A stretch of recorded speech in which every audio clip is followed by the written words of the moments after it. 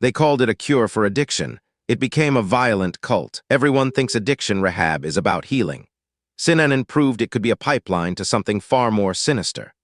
What began in 1958 as a revolutionary recovery program in Santa Monica, California, spiraled into a ruthless paramilitary organization, forcing its members into bizarre rituals and extreme violence. Its founder, Charles Dederich, a charismatic, albeit alcoholic, ex-businessman, promised salvation. Early members, desperate for sobriety, flocked to his Synanon game brutal, confrontational group therapy sessions where every personal flaw was exposed and attacked. It was designed to break people down, then build them back up. But Dederich's vision quickly warped. By the late 60s, Synanon owned millions in property, operated multiple facilities, and declared itself a religion. Members were expected to donate all their assets. The outside world was labeled the system, hostile and corrupt. The game evolved into psychological warfare. Sleep deprivation, public humiliation, and forced confessions became standard.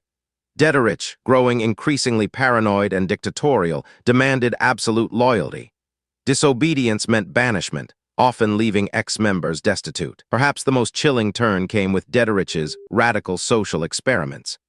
In the late 70s, he ordered vasectomies for all male members and forced abortions for women. He even orchestrated mass divorces and repairings, controlling every aspect of his followers' lives. When former members and critics spoke out, Synanon responded with chilling aggression. They formed a private security force, the Imperial Marines, and acquired weapons.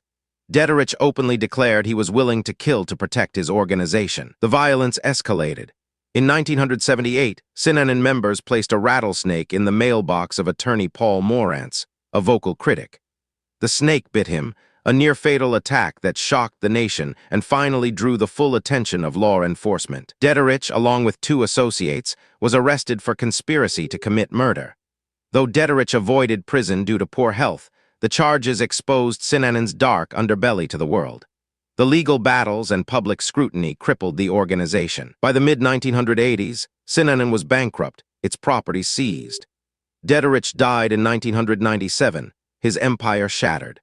What started as a beacon of hope for addicts ended as a cautionary tale of unchecked power, psychological manipulation, and the terrifying transformation of a community into a criminal enterprise. The Synanon game, designed to strip away the false self, ultimately stripped away freedom, dignity, and for some, nearly life itself. Its legacy serves as a stark reminder of how easily a promise of salvation can morph into a cage. Explore the shocking origins of another infamous group in our next deep dive.